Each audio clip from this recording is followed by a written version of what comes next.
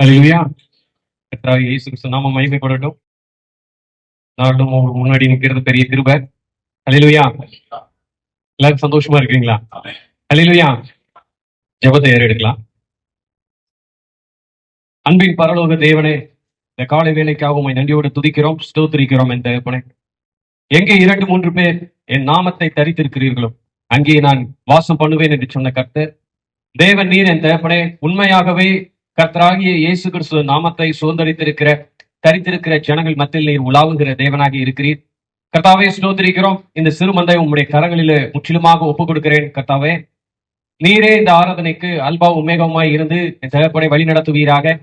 இந்த ஆராதனைக்கு விரோதமாய் எழும்புகிற எல்லா அந்தகார கட்டுகளும் பாதாளத்தின் வாசல்களும் கர்த்தராகிய இயேசு கிறிஸ்துவின் நாமத்தினாலே மேற்கொள்ளுகிறோம். இந்த ஆராதனை முற்றிலும் என் தகப்பனை இருக்கிற ஒவ்வொரு ஆத்மாவையும் உங்களுடைய சமூகத்திலே ஊற்றுகிறோமப்பா. மரணமானது அவருடைய இருதயத்திலே பிரவேசியாதபடி என் தகப்பனை நீ பாதுகாத்துக் கொள்ளும். இருதயத்தை விருத்த சேதனப்படுத்துவீராக. பேசுகிற அடியினுடைய உதடையும் என் தகப்பனை விருத்த சேதனப்படுத்தும். பேசுகிறது நானாக இருக்கக்கூடாது கர்த்தாவே, பரிசுத்த ஆவியானவர் மாத்திரமே இங்கே பேச வேண்டும். கர்த்தர் நீர் கிருபை செய்வீராக. நீர் ஒருவர் மாத்திரமே என் தகப்பனே உங்களுடைய வார்த்தையை வியாக்கியானம் பண்ண முடியும். எந்த மனுஷனாலும் அது முடியாது. மனுஷன் அதை செய்வான் என்றால் அதில் அநேக பிழைகள் உண்டு. அது தவறான கருத்துக்களை ஏற்படுத்தும், மரணத்தை கொண்டு வரும். கர்த்தாவை ஸ்தோத்திரிக்கிறோம். ஆவியாவும் ஜீவனுமான உங்களுடைய வார்த்தையானதை கர்த்தர் நீர் மாத்திரமே அதை பிட்டுக் கொடுக்கும் பொழுது பிள்ளைகளுடைய இருதயத்தில் என் தகப்பனே அதை ஜீவ ஊற்றானது புறப்படுவதாக. கர்த்தர் நீர் கிருபை செய்யும் ஆசீர்வாதம் எங்களை முற்றிலுமாய் தாழ்த்துகிறோம். இயேசு கிறிஸ்துவின் நாமத்தினாலே வேண்டிக் கொள்ளும். ஆமென். அல்லேலூயா. போன வாரம் சரியான ஒரு காரியத்தை கொடுக்க முடியல. அல்லேலூயா. அங்க புதிதாக ஞானஸ்தானம் எடுக்கிறவங்களா இருந்தாங்க, சிலர் புதிதாக இருந்தாங்க. இந்த வாரம் வந்திருக்கிறாங்களா எனக்கு தெரியல. ஆனாலும் அது அவங்களுக்காக என்ன பண்ண வேண்டியதா இருந்தது என்றால், முன்னாடி ஏற்கனவே கொடுத்திருந்த செய்தியெல்லாம் அப்படியே அங்கங்க தொட்டுட்டு போக வேண்டிய நிலைமையாக இருந்தது. அதனால நானும் செய்தி அந்த குரூப்லயும் போடல. ஆமென். பாவம் எப்படி உள்ளே பிரவேசிக்கிறது, எப்படி பிரவேசித்தது அப்படி என்பத காரியத்தை பார்க்கிறதுக்கு முன்பாக தான் கர்த்தருடைய தோட்டம் என்னது என்று அறிவதும் இருளோட அமைப்பு எப்படிப்பட்டதும் என்றதை அறிந்து கொள்ள வேண்டியது ஒரு முக்கியமான காரியமாக இருக்கிறது என்று சொல்லிதான் நம்ம கர்த்தருடைய தோட்டத்தை குறித்து சில 2 வாரங்கள் நினைக்கிறேன் தியானித்துக் கொண்டிருக்கிறோம். இப்பொழுதும் அந்த கர்த்தருடைய தோட்டத்தை குறித்து எதெல்லாம் கொஞ்சம் விட்டுட்டு போகணும் அதையெல்லாம் தொடர்ச்சியாக பிடிச்சு இன்னைக்கு அது செய்தியாகவும் தொடர்ந்து அது மாத்திரமல்ல இருளோட அமைப்பு என்னது என்றும் பார்த்தாதான் அடுத்த கட்டத்துக்கு நம்ம போகணும். அல்லேலூயா. கர்த்தர் உங்களை ஆசீர்வதிப்பாராக. செய்திக்கு ஆதாரமாக ஆதியாகமம் 2வது அதிகாரம் 8வது வசனத்தை வாசிக்கலாம். தேவனாகிய கர்த்தர் கிழக்கே ஏதேன் என்னும் ஒரு தோட்டத்தை உண்டாக்கி தாம் உருவாக்கின மனுஷனை அதிலே வைத்தார். ஆமென்.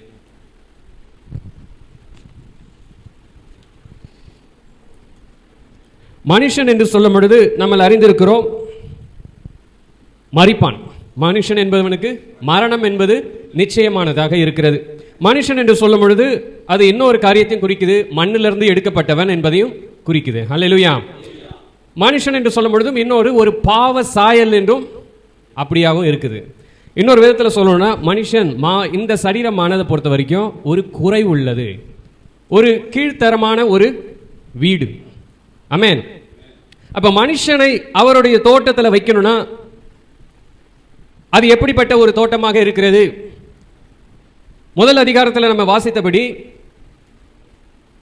நமது சாயலாகவும் நமது ரூபத்தின்படியும் மனுஷனை உண்டாக்குவோமாக. அப்போ இந்த தோட்டமானது கர்த்தருடைய தோட்டம் என்று அழைக்கப்படுது, ஆனால் மனுஷனை குறிக்கிறார். அதே போல 7வது நாளில் எங்க கொண்டு வருகிறார் என்று பார்த்தோமானால் அது 2வது அதிகாரத்தில் கொண்டு வருகிறார் என்பதை பார்க்கிறோம். 2வது அதிகாரத்தில் கொண்டு வரணும்னா முதல் அதிகாரம் ஒரு நித்தியத்துக்குரிய ஒரு காரியமாக இருக்கிறது, ஒரு பிழையே இல்லாத, ஒரு குறையே இல்லாத ஒரு காட்சியாக இருக்குது. ஆனால் 2வது அதிகாரத்தில் அந்த 7வது நாளில் கொண்டு வரும் பொழுது அதையும் கர்த்தர் என்ன பண்ணுகிறார் என்றால் தாம் சிருஷ்டிக்கிற எல்லா அந்த வரலாறுல என்ன பண்ணுகிறார் என்றால் 7வது நாளையும் சேர்க்கிறார். ஹல்லேலூயா. அப்போ ஆனால் மனுஷனை சிருஷ்டிப்போமாக அப்படின்னு சொல்லுகிறார். அதே சமயத்தில் கர்த்தர் சொல்றாரு என் பிள்ளைகள் என்றதும் சொல்லுகிறார். சீஷர்களை பார்த்து எப்படி அழைக்கிறார்னா, யூதாஸ் போன பின்பு சீஷர்களை எப்படி அழைக்கிறார் என்றால் பிள்ளைகளே. ஆமென். பிள்ளைகளே என்று அழைக்கிறார். அப்போ பிள்ளைகளே என்று சொல்லும் பொழுது அங்கே ஏதோ ஒரு உறவு இருக்கு. ஹல்லேலூயா. சிருஷ்டிப்பு என்று சொல்லும் பொழுது அதுக்கு ஏதாவது உறவு உண்டா? உறவு கிடையாது. இப்போ இதெல்லாம் சிருஷ்டிப்பு. அந்த வகையில் தான் கர்த்தர் என்னவும் சொல்லுகிறாருன்னா, மனுஷனை சிருஷ்டிப்போம் என்று அழைக்கிறார். சிருஷ்டிப்போம் என்று சொல்லிட்டு அவருக்கும் அந்த இதுக்கும் ஒரு உறவு இருக்கிற மாதிரி தெரியுமா? இருக்காது. பிள்ளை என்றது வேற, சிருஷ்டிப்பு என்பது வேற. அப்போ மனுஷனை சிருஷ்டிப்போமா என்று சொல்லும் பொழுது அது வேற ஒரு காரியத்தை கர்த்தர் அங்கே கொண்டு வருகிறார். ஹல்லேலூயா. அங்க முதல் அதிகாரத்தில் ஆவிக்குரிய சரீரம் என்று சொன்னாலும் எல்லாரும் சொல்லிடுவாங்க. எல்லாருமே இந்த செய்தியில் இருக்கிற எல்லாருக்குமே தெரியும். முதல் அதிகாரத்தில் உள்ளது அது ஆவிக்குரிய சரீரம், இரண்டாவது அதிகாரத்தில் உள்ளது தான் மாம்ச சரீரம். அப்படிதான் நம்மளும் இங்க கடந்த 2 செய்திக்கு முன்னாடி பேசணும். ஆமென். ஆனாலும் அதை பார்க்கும் பொழுது கர்த்தர் பேசும் பொழுது இந்த பூமியை சிருஷ்டிக்கும் பொழுதே அவர் மனதில் வைத்திருக்கிறது எல்லாமே எதிர்மறையான காரியங்கள் தான். நெகட்டிவ் மாத்திரம்தான் இந்த பூமியை வைத்தார். ஹல்லேலூயா. முதல் அதிகாரத்தில் ஆதியாகமம் 1வது அதிகாரம் 2வது வசனத்தை வாசிக்கும் பொழுது பூமியானது ஒழுங்கின்மையும் வெறுமையுமாய் இருந்தது. ஆழத்தின் மேல் இருள் இருந்தது. தேவ ஆவியானவர் ஜலத்தின் மேல் அசைவாடி கொண்டிருந்தார். இங்க பார்க்கும் பொழுது பூமியானது எப்படிப்பட்டதாக இருந்ததுன்னா ஒழுங்கின்மையுமா இருக்கு, வெறுமையுமா இருக்கு. இன்னொரு விதத்தில் சொன்னா அது ஒண்ணுத்துக்கும் உதவாது. அப்படி ஒரு சக்க.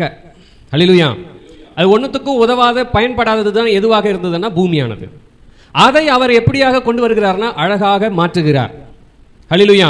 அப்போ பூமியில மனுஷனை எதுல இருந்து எடுக்கிறார் என்றால் பூமியில இருக்கிற மண் பூமி என்று சொல்லும் பொழுது வறண்ட நிலம் என்று வாசிச்சோம். ஹல்லேலூயா. அப்போ வறண்ட நிலம் என்று சொல்லும் பொழுது காஞ்சி போன ஒரு இடம். அப்படிப்பட்ட ஒரு இடமாக தான் எதுவாக இருக்குது என்றால் பூமி. அது எப்படிப்பட்டதா இருக்குது? ஒழுங்கின்மையா இருக்குது, வெறுமையா இருக்கு, ஒன்றுத்துக்கும் உதவாது. அப்படியாக தான் கர்த்தர் என்ன பண்ணுகிறார்னா மனுஷனை, அதை பாருங்க, பூமியானதை கொண்டு வரும் பொழுதே அவர் காட்சி எப்படிப்பட்டதாக வச்சிருக்கிறார்னா ஒழுங்கில், அது ஒன்றுத்துக்கும் உதவாது. அப்ப இன்னொரு விதத்தில் சொல்லும் பொழுது எதிர்மறையான ஒரு சிருஷ்டிப்பு, எதிர்மறையான துவக்கமே எப்படி கர்த்தர் கொண்டு வருகிறார் என்றால் நெகட்டிவா தான் கொண்டு வர.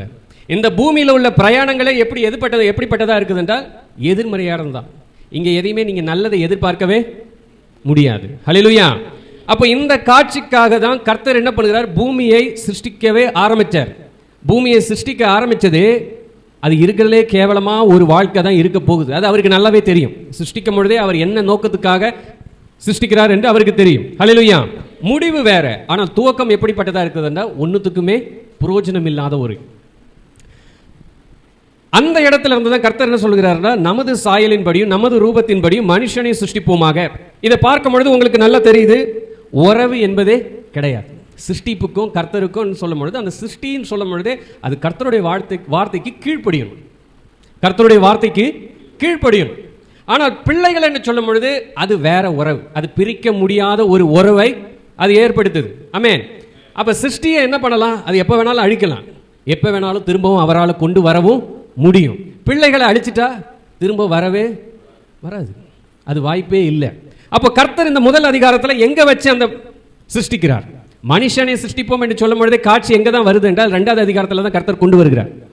ஆனால் முதல் அதிகாரத்தில் அங்கேயும் சொல்றாரு மனுஷனை சிருஷ்டிப்போம்னு சொல்லும் பொழுது. அப்போ அங்கே என்ன நடந்துச்சு? இதுதான் போன வாரத்தில் சொன்னேன்றது எனக்கு இப்போ மனசுல எனக்கு ஞாபகம் இல்லை. ஹல்லேலூயா.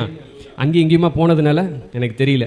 சரி, மனுஷனை சிருஷ்டிப்போம்னு சொல்லும் பொழுது அங்கே 2 காரியம். கர்த்தர் வரப்போகிற காட்சியும் பேசுகிறார், அப்பொழுதும் அந்த நேரத்திலும் கர்த்தர் ஏதோ ஒரு காரியத்தை செய்கிறார். 6வது நாளிலே ஏதோ ஒரு காரியத்தை செய்கிறார். தாம் உருவாக்கின மனுஷனை அவர் எங்க கொண்டு வருகிறார்னா, அவர் கிழக்கே ஏதேனும் ஒரு தோட்டத்தை உண்டாக்கி அதுல தான் உருவாக்கின மனுஷனை, மாம்ச சரீரத்தில் இருக்கிற மனுஷனை கொண்டு வந்து வைக்கிறார் பார்த்தோம். அப்போ இந்த காட்சிக்கும் அந்த காட்சிக்கும் சம்பந்தப்பட்டது எப்படியா இருக்கிறது? இது குறித்து ஒரு சில வசனங்களை வாசிச்சுட்டு நம்ம போவோம். உபாகமம் புஸ்தகம், உபாகமம்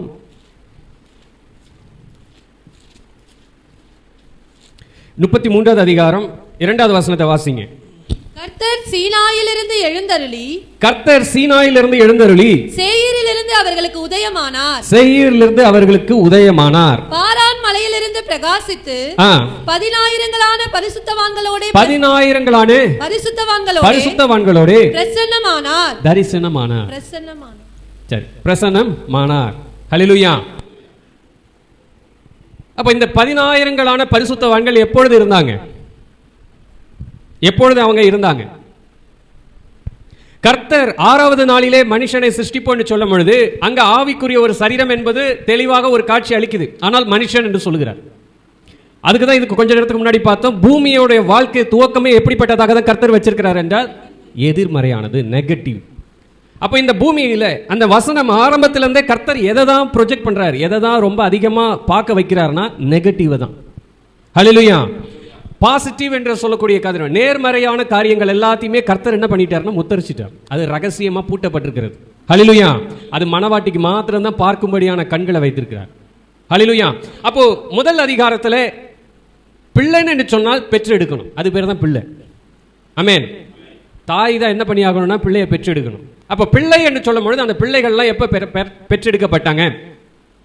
நம்ம துவக்கத்திலே பார்த்துட்டோம். உங்களுடைய அமைப்பு என்ன, தேவனுடைய அமைப்பு என்ன, ஆவி ஆத்மா சரீரம், ஆத்மா எதிலிருந்து வந்துச்சு எல்லாத்தையும் பார்த்துட்டோம். 6வது நாளிலே தான் கர்த்தர் என்ன பண்ணுகிறார் என்றால் ஆவியிலிருந்து ஆத்மாவை பிரித்து எடுக்கிறார். ஆவியிலிருந்து ஆத்மா பெற்று எடுக்கப்படுகிறது. இன்னொரு இதுல அர்த்தத்தில் சொல்லணும்னா, உங்களுக்கு இதை நம்ப முடியலன்னா ரோமர் 8வது அதிகாரம் 16வது வசனம் நாம் 15 வாசிங்க சிஸ்டர். அந்தபடி திரும்பவும் பயப்படுகிறதற்கு நீங்கள் அடிமைத்தனத்தின் ஆவியை பெறாமல் அப்பா பிதாவே என்று கூப்பிட பண்ணுகிற புத்திர சுவிகார ஆவியை பெற்றீர்கள். நாம் தேவனுடைய பிள்ளைகளாய் இருக்கிறோம் என்று ஆவியானவர் தாமே நம்முடைய ஆவியுடனே கூட சாட்சி கொடுக்கிறார். அங்க என்ன வசனம் எப்படி கர்த்தர் உறவை ஏற்படுத்துறாருன்னா, பிள்ளைகள் என்று சொல்லும் பொழுது உறவை எப்படி ஏற்படுத்துறாருன்னா ஆவியில தான் உங்களுக்கும் அவருக்கும் உறவு உண்டு. ஹல்லேலூயா. ஒரு சரீர பிரகாரமான உறவு எதுவுமே கிடையாது, எல்லாமே ஆவி. நீங்களும் ஆவி. அப்படிதான் வசனமானது அங்க சொல்லப்படுகிறது. ஆவியானவர் தாமே நம்முடைய ஆவியுடைய. அப்ப இங்க என்ன நடக்குது? தயவுசெய்து எல்லாரும் கொஞ்சம் சிதற விடாதீங்க. ஏன்னா லூசிஃபர் உங்களை போட்டு கயிறை பிடிச்சி என்ன பண்ணுவான்? அதனால எல்லாரும் கட்டியமா இங்க பாருங்க. ஹல்லேலூயா. வார்த்தையில கவனம் இருக்கட்டும். அவருடைய ஆவியானவர் தாமே நம்முடைய ஆவியோடனே கூட என்ன பண்ணுகிறார்? சாட்சி கொடுக்கும். அப்போ நமக்கு எதுவாக இருக்குதுன்னா தனியாக ஒரு ஆவியையும் வைத்து இருக்கிறார். அதை பார்த்து தான் சொல்றார் பிள்ளை. அதுதான் எப்படியாக இருக்கிறது என்றால் பிள்ளை, அதுதான் நீங்க. அப்போ உங்களுடைய ஆவி அவருடைய ஆவியோடனே ஒன்று இருக்குது. இதுதான் பிள்ளை என்று உறவு சொல்லும் பொழுது அப்போ அந்த ஆவியை பெற்றெடுக்கிறது தான் யாரு? கர்த்தர். ஆமென். அந்த உறவு வரும்போது தான் நீங்க பிள்ளை என்ற உறவே வர முடியும். வேற எந்த விதத்திலையுமே என்ன பண்ண முடியாது, நீங்க தேவனுடைய பிள்ளை என்று சொல்லவே முடியாது. அதனால தான் ஆவி என்று சொல்லும் பொழுதே அநேகருக்கு நம்புறதுக்கே ரொம்ப கஷ்டம். உருவத்தை போல இருந்ததுன்னா எளிதா இருக்கும்ல, தொட்டு பார்க்கலாம். ஆவியை என்னதான் பார்க்க முடியும்? ஆவிங்கிறீங்க, எங்களுக்கு குக்கர்ல இருந்து வர ஆவியை தவிர வேற எந்த ஆவியும் தெரியாதே. ஹல்லேலூயா. அப்ப வசனம் சொல்லுது தெளிவா, வசனமானது வார்த்தையானது தான் எப்படிப்பட்டதாக இருக்குன்னா ஆவியாவும் ஜீவனமா இருக்கு. எளிது.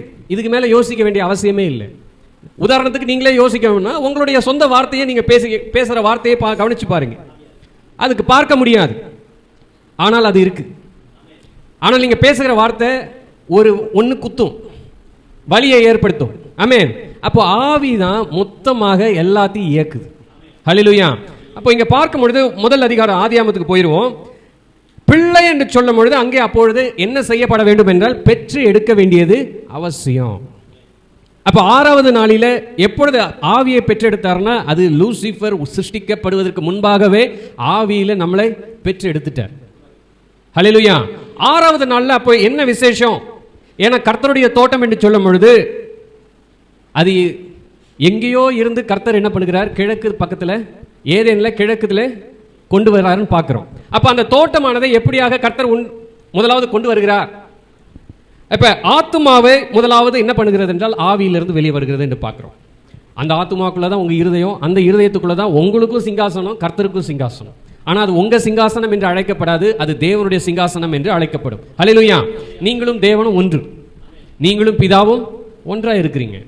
ஆமென். அப்போ அந்த இடத்துல 6வது நாள்ல என்ன ஒரு விசேஷமான சிருஷ்டிப்பு என்று சொல்லும் பொழுது, சிருஷ்டிப்பு என்று சொல்லுகிறார். அப்ப சிருஷ்டிப்பு என்று சொல்லும் பொழுது கர்த்தர் எந்த இடத்துல வச்சு மனுஷனை சிருஷ்டித்தார் என்ற வசனம் எழுதியிருக்கான், வசனம் எழுது. ஆனா 2வது அதிகாரத்துல மனுஷனை எங்க இருந்து மாம்ச சரீரத்தை எங்க உருவாக்கணும்ன்றதை எழுதியிருக்கிறார். மண்ணில இருந்து எடுக்கப்பட்டது என்றது. ஆனால் முதல் அதிகாரத்துல சிருஷ்டிக்கும் பொழுது அது எங்க இருந்து எடுத்தேன், எந்த இடத்துல இருந்து சிருஷ்டிக்கப்பட்டது என்றது இருக்கிறதா? ஒண்ணும் இல்லை. மற்ற சிருஷ்டிப்புகள்லாம் தெரியும். வானத்துல சந்திரன், சூரியன், நட்சத்திரங்கள் இதெல்லாம் வைக்கப்பட்டது என்று எழுதப்பட்டிருக்கு. பூமியில எல்லாத்தையும், மச்சங்களை எல்லாத்தையும் சிருஷ்டித்தது இருக்கு. ஆனா மனுஷனை சொல்லும் பொழுது எந்த இடத்துல வச்சான்? அப்போ கர்த்தருடைய தோட்டமானது ஏதோ ஒரு இடத்துல இருந்து இங்க கொண்டு வரணும்னா முதலாவது தோட்டமானது உருவாக்கப்பட்டிருக்கணும். ஆமென். தோட்டமானது உருவாக்கப்பட்டிருக்கணும். இந்த அதிகாரத்தில் நல்லா கவனிச்சுட்டு வாங்க. இது விட்டுட்டீங்க மொத்தமா போச்சு. இதுக்கப்புறம் பேசப்படுறது ஒன்றும் விளங்காது. ஹல்லேலூயா. அப்போ விதையானது கர்த்தர் என்ன பண்ணுகிறாருன்னா பூமியில எல்லா இடத்துலையும் போட்டிருக்கிறாருன்றதை பார்த்தோம். விதையானது பூமியில நிலத்துல போட்டிருக்கிறார். ஆனால் அந்தந்த காலத்தில் அந்தந்த விதையானது முளைச்சு வெளியே வரும். அப்ப இந்த தோட்டமானது விதையானது எதுவாக இருக்கிறது என்றால் ஆவியாக இருக்குது, வார்த்தையாக இருக்குது. அதுதான் என்ன பண்ணுகிறது என்றால் ஒரு சரீரத்தை சிருஷ்டிக்கிறது. எந்த இடத்துல இருந்து சிருஷ்டிக்கப்படுது அந்த சரீரமானது? அது பரலோகத்தில். ஹல்லேலூயா. அந்த சேனை கர்த்தருடைய தோட்டமானது கர்த்தர் எங்கெங்கெல்லாம் போகிறாரோ அங்கெல்லாம் அந்த தோட்டமும் சேர்ந்து தான் போகும். கர்த்தர் ஒரு காலமும் தோட்டத்தை அப்படியே விட்டுட்டு அவர் மட்டும் தனியா பிரயாணிக்கவே முடியாது. இந்த காலத்தில் பிள்ளைகளை வீட்டில் அடைச்சி போட்டு பெற்றவங்க எங்க வேணாலும் போயிட்டு வராங்க. ஆமென். எப்பா எனக்கு கொஞ்சம் தள்ளி விடுப்பா, அந்த பிள்ளைகளோட வச்சுக்கிட்டு தலை வலிக்குது. என்ன பண்றாங்க? ரூம்ல பூட்டி போட்டு இவங்க வெளியே போய் தனியா ஊர் சுத்துவாங்க. அப்படி கர்த்தர் ஒருபோதும் என்ன பண்ண மாட்டாரு, நல்ல பெற்றோர்கள் அப்படி செய்யவே மாட்டாங்க. ஆமென். அதான் கர்த்தர் என்னதுன்னா அவர் தம்முடைய பிள்ளைகளை விட்டு பிரிஞ்சு ஒருபோதும் இருக்கவே முடியாது. நீங்க அவரால் முடியாதுங்க. அதுதான் அவர். கர்த்தருடைய அன்பானது தம்முடைய பிள்ளைய ஒருபோதும் தனியாக இருக்க விடுவதில்லை. அதனாலதான் அவர் வந்ததுக்கு அப்புறம் சொல்லிட்டார், நான் உன்னை விட்டு விலகுவதில்லை. அவரால் முடியாது. ஆமென். அப்போ அவருடைய தோட்டமானதை முதலாவது அவர் விதையிலிருந்து கொண்டு வரார். விதை என்று சொல்லும் பொழுது அது எதுவாக இருக்கிறது என்றால் வார்த்தை. அது ஆவியாக இருக்கிறது. ஆவியிலிருந்து முதலாவது ஆத்மா வெளியே வருகிறது. அந்த ஆத்மாவில் இருந்துட்டு தான் கர்த்தர் உரைக்கிறார். அது உரைக்கவும் அவங்களுக்கு ஒவ்வொரு சரீரமானது சிருஷ்டிக்கப்படுது. ஹல்லேலூயா. அவர் தமக்கென்று ஒரு ஆவிக்குரிய சரீரத்தை எப்படி சிருஷ்டித்தாரோ அதே போல தான் நமக்கும் வந்தது. ஆமென். அது வார்த்தையால் சிருஷ்டிக்கப்பட்ட சரீரம். அது நல்ல வீடு, அது கைவேலை இல்லாத ஒரு வீடு. ஆமென். அந்த வீடு அழிவே கிடையாது. அந்த வீடு நித்தியமான ஒரு வீடாக இருக்கிறது. சரி, இப்போ அதுதான் முதல் அதிகாரத்தில் ஏதோ ஒரு இடத்துல அது எல்லாமே சிருஷ்டிக்கப்பட்டது. தோட்டங்கள் எல்லாம் ஆயத்தமாக்கப்பட்டது. அது வளர்ந்தது. அந்த தோட்டத்துக்கு நீர் பாய்ச்சி அதை வளர்த்திருக்கிறார். இப்பொழுது என்ன பண்ணுகிறார்? காலம் வரும் பொழுது, 7வது நாள் வரும் பொழுது கர்த்தர் என்ன பண்ணுகிறார் என்றால் வேற ஒரு இடத்துக்கு பிக்னிக் கூட்டு வர்றார் தம்முடைய தோட்டத்தை. தோட்டம் என்று சொல்லும் பொழுது நம்ம ஏற்கனவே இதெல்லாம் பார்த்துட்டோம். அது எதை அடையாளப்படுத்துது என்றால் கர்த்தருடைய ஆத்துமாவை அடையாளப்படுத்துது. உங்களுடைய ஆத்துமா கர்த்தருக்கு தோட்டமாகவும் இருக்குது. ஆமென். அப்போ அந்த தோட்டமானது வேற ஒரு இடத்துல இருந்து இப்பொழுது பிக்னிக்கு வேற ஒரு இடத்துக்கு கூட்டு வர்றாரு. ஆமென். 7வது நாளில அதுதான் கரெக்டா பாருங்க 2வது அதிகாரத்தில் கொண்டு வந்து வச்சிருக்கிறார். அது என்ன ஏற்படுத்துது? வரப்போகிற மாம்ச சரீரமாகிய ஒரு மனுஷன் 2 இடத்திலையும் பிரயாணிக்க முடியும். காணக்கூடாத உலகத்தோடையும் இணைக்கப்பட முடியும், காணுகிற உலகத்தோடையும் பூமியோடையும் என்ன பண்ண முடியும்னா தொடர்பு கொள்ள முடியும். அதற்காக தான் கர்த்தர் என்ன பண்ணிட்டாருன்னா 7வது நாளை மத்தியில கொண்டு வந்து வச்சுட்டாரு. முதல் அதிகாரத்துக்கும் இல்லை, 2வது அதிகாரத்துக்கு முடிவும் இல்லை. 2வது அதிகாரத்தில் முதலாவதே என்ன பண்ணிட்டாரு? மத்தியில. அப்போ 2வது அதிகாரத்திற்கும் மத்தியில கர்த்தர் என்ன பண்ணியிருக்கிறார் என்றால் 7வது நாளை வைத்திருக்கிறார். அப்போ அந்த 7வது நாள் என்ன செய்கிறது என்றால் ஒரு மனுஷன் புதிதாக வரப்போகிறான். புதிதாக ஒரு மாம்ச சரீரமானது வரப்போகிறது. அவனு என்ன பண்ணணும்னா காணக்கூடாத அந்த உலகத்தோடையும் தொடர்பு கொள்ளணும். அதே சமயத்தில் இந்த காணுகிற பூமியோடு அவன் தொடர்பு கொள்ளணும். அப்ப கர்த்தர் என்ன பண்ணுகிறாருன்றா, ஆதாம் ஒரு பிள்ளை தானே, 100 பிள்ளை ஒரு பிள்ளை போறதுல பெரிய விஷயமா? அதான் 99 பிள்ளை தான் இருக்குதே. அந்த ஒரு பிள்ளையும் அவரால் விடவே முடியாது. அதுதான் நமக்கும் அவருக்கும் உள்ள வித்தியாசம். ஒரு பிள்ளை தான் அங்கே மாம்சத்தில் வரப்போகுது. ஆனால் அந்த ஒரு பிள்ளையும் அவருக்கு தனியாக இருக்க விட முடியாது. அதுக்காக என்ன பண்ணிட்டாரு? மொத்த சேனையையே என்ன பண்ணிட்டாருன்னா கூட்டிட்டு வந்துட்டார். எந்த பக்கத்தில் கொண்டு வந்துட்டார்னா கிழக்கு பகுதியில், ஏதேனிலே கிழக்கு. ஏதேன் என்று சொல்லும் பொழுது அது கர்த்தருடைய ஆவி மாத்திரமே உலாவக்கூடிய இடம். கர்த்தருடைய ஆவியை தவிர ஒருபோதும் ஒரு அசுத்த ஆவி என்ன பண்ண முடியாது, அந்த இடத்துக்குள்ளாக பிரவேசிக்கவே முடியாது, துளி கூட முடியாது. கர்த்தர் அனுமதிக்காம ஒரு சின்ன அசுத்த ஆவி கூட என்ன பண்ண முடியாதுன்னா உள்ள பிரவேசிக்க முடியாது. அந்த இடத்துல ஒரு தீங்கையும், ஒரு உங்களுக்கு இந்த பூமியில உங்களுக்கு இந்த சரீரத்தின் வழியாக உங்களால் என்னென்னலாம் உணர முடியுதோ அது எதையுமே அங்க உணர முடியாது. ஆமென். இந்த மாம்ச சரீரத்தில் இருக்கிற சுரப்பிகள், இங்க இருக்கிற ஆசைகள், விருப்பங்கள், இச்சைகள், இது எதுவுமே அந்த இடத்துல துளி கூட பிரவேசிக்க முடியாது. அந்த மாதிரி இடத்துல தான் கர்த்தர் என்ன பண்ணணும்னு நினைச்சாருன்னா, ஒரு பிள்ளை வித்து பூமியில போட்டிருக்கிற ஒரு விதையானது என்ன பண்ண போகிறதுன்னா முளைச்சு வரும். அதை நான் என்ன பண்ணக்கூடாது, அந்த பூமியில இருக்க தனியாக இருக்கிறதுக்கு அவரால் விட முடியாது. ஹல்லேலூயா. அப்ப 7வது நாளிலே கர்த்தர் என்ன பண்ணுகிறார், ஓய்வு எடுக்கிறார்னு போட்டிருக்கு. எல்லாவற்றையும் சகல தாம் சிருஷ்டித்த எல்லாவற்றையும் நிறைவேற்றி, அதாவது 7வது நாள்ல கர்த்தர் என்ன பண்ணுகிறார்னா, தாம் உண்டாக்கின தோட்டத்தை தம்முடைய தோட்டத்தை தான் சிருஷ்டித்த எல்லா காரியத்தையும் காண்பிக்கும்படியாக கர்த்தர் என்ன பண்ணுகிறார்னா இறங்கி வருகிறார், பூமிக்கு இறங்கி வருகிறார். பரலோகத்திலிருந்து கர்த்தருடைய சேனையானது என்ன பண்ணுகிறது என்றால் பூமிக்கு இறங்கி வருது. அதுதான் கடந்த முறையே சொல்லிட்டேன். 7வது முத்திரை என்பது என்னதுன்னா கர்த்தர் இறங்கி வருவது, கமிங் ஆஃப் த லார்ட்னு சொல்லுவோம். அது எதுவாக இருக்கிறது, 7வது முத்திரை என்பது எதுவாக இருக்குது என்றால் கர்த்தருடைய வருகை. என்ன வருகை, கர்த்தர் மாத்திரம் வரல, கர்த்தருடைய சேனையே இறங்கி வருது. ஆமென். அப்ப அங்கேயே கர்த்தர் என்ன படத்தை காட்டுறாருன்னா, தாம் சிருஷ்டித்த தம்முடைய தோட்டத்தை என்ன பண்ணுகிறார் என்றால் அந்த மேற்கு பகுதியிலிருந்து என்ன பண்ணுகிறாருன்னா கிழக்கு பகுதிக்கு கொண்டு. அப்ப எங்க இருந்து கொண்டு வர்றார், முதல் அதிகாரத்தில் ஒரு ஆவிக்குரிய சரீரமானது சிருஷ்டிக்கப்பட்டது. இப்பொழுது அது எங்க வச்சு சிருஷ்டிக்கப்பட்டதுன்னு பார்த்தோம், அவர் வாசம் பண்ணி கொண்டு இருக்கிற இடத்துல. அதாவது பரலோகத்திலிருந்து கர்த்தர் என்ன பண்ணுகிறார்னா இப்பொழுது பூமிக்கு கொண்டு வருகிறார். அப்போ மில்லினியம், 1000 வருடம் இளைப்பாறுதல், அரசாட்சி கர்த்தர் எந்த இடத்துக்கு கொண்டு வந்தார், 7வது நாளிலேனா பூமியில். ஆமென். ஏற்கனவே மில்லினியம் அனுபவிச்சோம். இன்னைக்கு நம்ம கோமால இருக்கோம். கோமால இருந்ததுனால நம்ம என்ன பண்ணிட்டு நினைவுலாம் போயிட்டு, நம்ம எங்க இருந்தோம், எப்படி இருந்தோம், என்னெல்லாம் நடந்ததுன்றதை ஆனால் இன்னைக்கு நமக்கு ஞாபகம் வருது. ஹல்லேலூயா. இப்போ 7வது நாள்ல பார்க்கும் பொழுது அது ஒரு நாள் 1000 வருஷம், 1000 வருஷம் ஒரு நாள் கர்த்தருடைய பார்வையில். அப்ப 7வது நாள் என்ன நடந்துச்சுன்னா கர்த்தருடைய சேனை பரலோகத்திலிருந்தே பூமிக்கு இறங்கி வந்தது, அது பூமியிலே ஸ்தாபிக்கப்பட்டது. அந்த நேரத்தில் 7வது நாள்ல ஒரு மாம்ச சரீரமானது இருந்துச்சா, ஒருத்தரும் இல்லை, அப்பொழுது சிருஷ்டிக்கப்படவும் இல்லை. எல்லாருமே ஆவிக்குரிய சரீரத்தில் இந்த பூமியில உலாவினாங்க. ஆவிக்குரிய சரீரமானது எப்படிப்பட்டதாகும், அது மாம்சம் போலவே இருக்குமா, மாம்சம் போல தான் இருக்கும். ஆனால் ரத்தம் என்பது அதற்கு கிடையாது. அது ஆவியினாலே இயங்கக்கூடியது, பரிசுத்த ஆவியினாலே இயங்கக்கூடிய ஒரு சரீரம். அதால புசிக்க முடியுமா, புசிக்க முடியும். ஆமென். அதுதான் அந்த விசேஷமான ஒரு சரீரம். அதுக்கு இந்த செவருக்குள்ளேயும் போகும், அது எங்க வேணாலும் நினைச்சா, உங்களுடைய சிந்தை நினைக்கவில்லை எங்க எப்படி போறீங்களோ அந்த வேகத்தில் அந்த சரீரம் போக முடியும். அதுதான் அது விசேஷமான ஒரு ஸ்தலம், விசேஷமான ஒரு கூடாரம். ஆமென். அப்படிப்பட்ட ஒரு சரீரமானது தான் கர்த்தர் என்ன பண்ணாருன்னா பூமியில கொண்டு வந்து அவர் தாம் சிருஷ்டித்த எல்லாவற்றையுமே நம்ம 1000 வருஷம் அனுபவிச்சோம். கர்த்தர் அதன் பின்பு என்ன பண்ணுகிறார்னா தோட்டத்தை, தாம் உண்டாக்கின தோட்டத்தை, பூமியில கொண்டு வந்த தம்முடைய தோட்டத்தை அவர் திரும்ப கொண்டு போயிட்டாரா மனுஷனை உருவாக்கும் பொழுது? இல்ல, அங்கதான் இருக்குது, பூமியிலே தான் இருந்தது. இன்னைக்கு ஏதோ தேடி பிடிச்சி கண்டுபிடிக்கிற ஏதேன் எங்க கண்டுபிடிச்சிட்டோம், ஏதேன் அங்க இருக்குது, ஏதேன் இங்க இருக்குது. ஏதேன் என்பது நம்ம நினைக்கிற மாதிரி ஒரு பார்வையில் இருக்கக்கூடிய ஒரு சிருஷ்டிப்பே கிடையாது. கர்த்தருடைய தோட்டம் என்பது என்னன்னே தெரியாதனால தான் இன்னைக்கு இது இவ்வளோ அழகுள்ளதா இருக்குது, இதுதான் நிச்சயமாக எதுவாக இருக்கணும்னா கர்த்தருடைய, இதுதான் கார்டன் ஆஃப் ஏடனா இருக்கணும் அப்படின்னு நிச்சயமா இல்லவே இல்லை. ஹல்லேலூயா. இப்பொழுது கர்த்தருடைய தோட்டமானது கிழக்குல வைக்கப்படுது. கிழக்கு என்பது எதை அடையாளப்படுத்துது? இப்போ பார்த்தோம், பூமி கிழக்குல வைக்கணும்னா அது எங்கிருந்து கொண்டு வரப்பட்டிருக்கா, மேற்குல இருந்து தான் நிச்சயமாக பிரயாணப்பட்டு கிழக்கு பகுதிக்கு வந்திருக்கணும். அப்போ கிழக்கு என்பதை எதை அடையாளப்படுத்துது? ஒரு புதிய வாழ்க்கையை, ஒரு பிரயாணத்தை துவக்குகிறார் அர்த்தம். கிழக்கு என்பது எதை அடையாளப்படுத்துதுன்னா ஒரு புதிய ஒரு பிரயாணம். எங்க போகணும்? கிழக்குல ஆரம்பிச்சு திரும்ப மேற்குக்கு போகணும், அதுதான் பிரயாணம். ஹல்லேலூயா. ஆனால் அந்த பிரயாணத்தை எப்படி கொண்டு வந்துட்டார்னா கர்த்தர் ஒரு மனுஷன்ற காரியத்தில் கொண்டு வருகிறார். கர்த்தருடைய தோட்டம் அந்த சரீரத்துக்கு கிழக்கு மேற்கு ஒரு 4 காலம் ஏதாவது இருக்குதா? எதுவுமே கிடையாது. அது காலத்திற்கு உட்பட்டதே கிடையாது. அது என்னைக்குமே நித்தியத்தில் இருக்கக்கூடியது.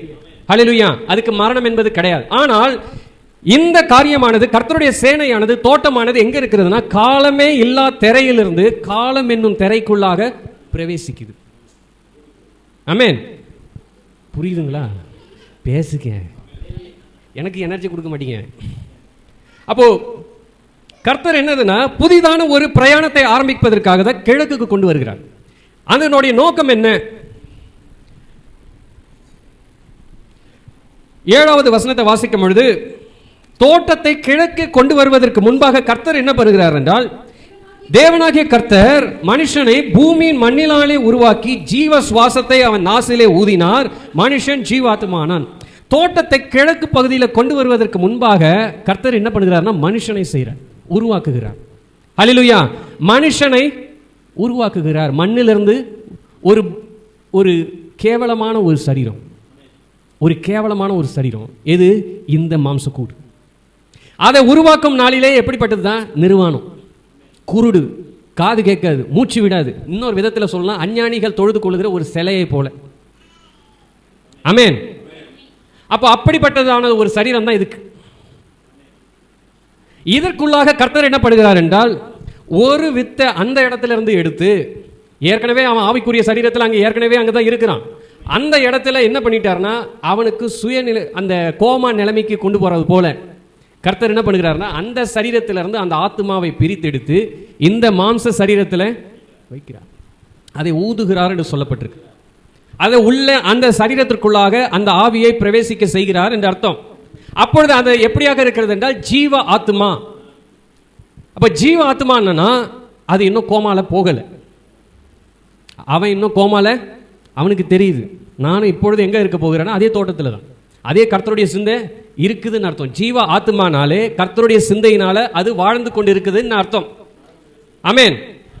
அப்போ இங்கு அதன் பின்பு தான் கர்த்தர் என்ன பண்ணுகிறார்னா கிழக்கே ஏதேன் என்னும் ஒரு தோட்டத்தை உண்டாக்கி அப்படின்னு போட்டிருக்கு.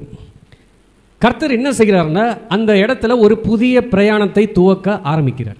இவ்வளோ நாள் 1000 வருஷம், 7வது நாள் 1000 வருஷம் எல்லாரும் இளைப்பா. கர்த்தர் என்ன பண்ணுகிறார்னா ஓய்வு எடுக்கிறார், இளைப்பாறுகிறார். யாரோடு கூடனா தன்னுடைய சொந்த பிள்ளைகளோட.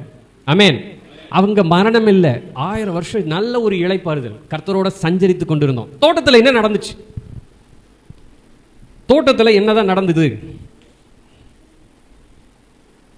அந்த வசனத்தை மட்டும் கொஞ்சம் எடுக்க விடுங்க.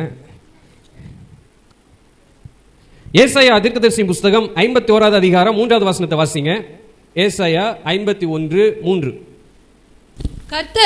கர்த்தர் சீயோனுக்கு ஆறுதல் செய்வார், சீயோனுக்கு ஆறுதல் செய்வார். அவர் அதன் பாழான ஸ்தலங்களை எல்லாம், அவர் அதன் பாழான ஸ்தலங்களை எல்லாம் தேறுதல் அடைய செய்து அதன் வனாந்திரத்தை ஏதேனை போலவும், அதன் வனாந்திரத்தை ஏதேனை போலவும், அதன் அவாந்தர வெளியை, அதன் அவாந்தர வெளியை கர்த்தரின் தோட்டத்தை போலவும் ஆக்குவார், கர்த்தரின் தோட்டத்தை போலவும் ஆக்குவார். சந்தோஷமும் மகிழ்ச்சியும், சந்தோஷம் மகிழ்ச்சி துதியும் கீத சத்தமும் அதில் உண்டாயிருக்கும். கர்த்தருடைய தோட்டத்தில் அப்ப என்ன நடந்தது? சந்தோஷம், மகிழ்ச்சி, துதி எப்பொழுதும் கேட்டுக்கிட்டு கொண்டு இருக்கும், கீத சத்தம். இன்னொரு விதத்தில் சொல்லலாம், அங்க எப்பவுமே புது பாட்டு. ஹல்லேலூயா. அங்க வர்ஷிப், அங்க எப்பொழுதும் பாட்டு, அங்க எப்பொழுதும் கர்த்தருடைய சத்தம், அங்க ஒரு சந்தோஷம், மகிழ்ச்சி. இதுதான் 1000 வருஷம். ஆமென். 1000 வருஷம் என்ன செய்ய போறோம்? இதை தான் செய்ய போறோம். அன்னைக்கு என்ன செஞ்சோமோ அதை தான் இப்பொழுது திரும்பவும் செய்ய போகிறோம். ஆமென். சொல்லுங்க வாயை திறந்து.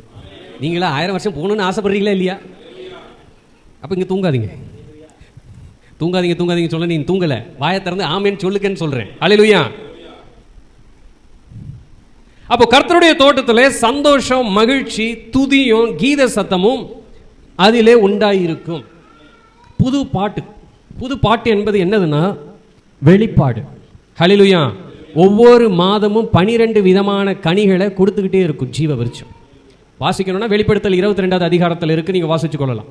மாதந்தோறும் அது என்ன பண்ணணும்னா அந்த ஜீவ விருட்சம் 12 விதமான கனிகளை, அதுதான் அப்போஸ்தலருடைய உபதேசம், அந்த சுவிசேஷம். அது என்னவா இருக்குன்னா மாதம் மாதம் 12 விதமான கனிகளை கொடுக்கும். டெய்லி நமக்கு என்னதுன்னா, எப்பவுமே நமக்கு என்னதுன்னா, ஏதாவது புதுசா சொல்லப்பா, பிடிச்சி சொன்னதையே சொல்லிட்டு அருவை போடாத, எனக்கு தூக்கம் தான் வர, அப்புறம் என்னத்தை சொல்லு. ஹல்லேலூயா. அப்போ கர்த்தர் என்ன பண்ண மாட்டாரு, பழைய ரசத்தை என்னைக்குமே கொடுக்கவே இல்லை. டெய்லி புது புதுவாக தான். நீங்க எதிர்பார்க்காத காரியங்கள் எல்லாம் தினம் தினமும் உங்களுக்கு சர்ப்ரைஸா தான் கொடுத்துட்டு இருப்பார். ஹல்லேலூயா. குழந்தைங்களுக்கு டெய்லி சர்ப்ரைஸ்னாலே, இன்னைக்கு காசு நிறைய சம்பாதிக்க ஆரம்பிச்சாங்களோ இல்லையோ பிள்ளைகள், இன்னைக்கு என்ன வாங்கிட்டு வந்துருக்கீங்க, இன்னைக்கு என்ன புதுசாக என்ன கொடுத்துருக்கீங்க. ஆமென். பஞ்சமே இல்லாமல் பணத்தை எல்லாருக்கும் பாக்கெட்டு நிரப்புது. அதோட விளைவு டெய்லி திங்கிறது போக என்னது இப்போ சொல்லுங்க, நீங்க அதை கூட சொல்ல மாட்டேங்கிறீங்க. ஏதாவது பிள்ளைகள் என்ன பண்ணுது, வாங்கி கேட்குது. பிள்ளைகள் என்னதுன்னா புதிதாக டெய்லி என்ன பண்ணணும், ஏதாவது ஒன்று. அதே போல கர்த்தர் என்ன பண்ணுகிறாருன்னா ஒவ்வொரு நாளும் புதிதான காரியத்தை அவர் வெளிப்படுத்துகிறார். இந்த புஸ்தகமானதுக்குள்ள முடிவே இல்லை. பார்க்கறதுக்கு இவ்வளோதானே புஸ்தகமே, 66 புஸ்தகம் தானே இருக்கிற மாதிரி இருக்குன்னு. ஆனால் இந்த 66 புஸ்தகமானது அது எல்லையே இல்லாத அளவுக்கான ஆழத்தை கர்த்தர் வச்சிருக்கிறார். ஹல்லேலூயா. அப்போ கர்த்தருடைய தோட்டம் அங்கே என்ன நடக்குது அப்படின்னு சொல்லும் பொழுது, அங்கே எப்பொழுதும் துதி சத்தங்களும் ஆராதனைகளும் ஓய்வில்லாமல் நடந்து கொண்டு இருக்கும். ஓய்வே இல்லாமல் இரவும் பகலும் அங்கே என்னவாக இருக்கும் என்றால் துதி சத்தம், சந்தோஷம், மகிழ்ச்சி. ஹல்லேலூயா. அப்போ அப்படிப்பட்ட தோட்டத்தில் தான் கர்த்தர் தாம் உருவாக்கின மனுஷனை என்ன பண்ணுகிறாருன்னா, வாப்பா உன் மாம்சம் வேற எங்கேயாவது பிடிச்சி இழுத்துட்டு போவோம், ஞாயிற்றுக்கிழமை ஆனா வா. பிடிச்சி கர்த்தர் எங்கே கொண்டு வந்து வைக்கிறாரு, ஆராதனை செய்கிற இடத்துல கொண்டு வந்து அங்கே உட்கார வச்சார். ஜீவ ஆத்மா உடையவர்களாக இருந்தீர்களானால் நீங்கள் ஒருபோதும் கர்த்தருடைய வார்த்தையை தவற விட மாட்டீங்க. ஹல்லேலூயா.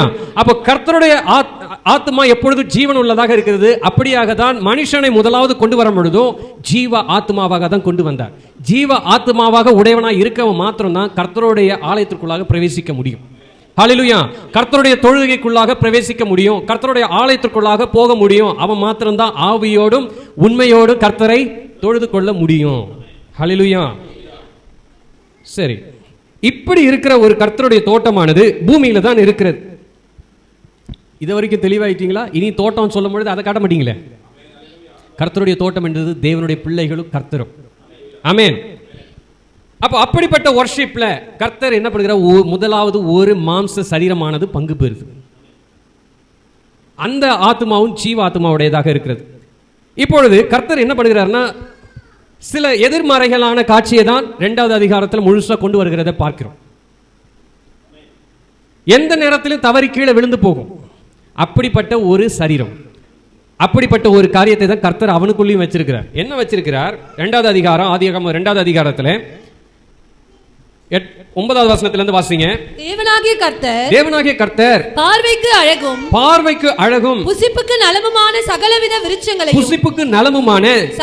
விருட்சங்களையும் தோட்டத்தின் நடுவிலே ஜீவ விருட்சத்தையும் நன்மை தீமை அறியத்தக்க விருட்சத்தையும் பூமியிலிருந்து முளைக்க பண்ணினார். போதும்.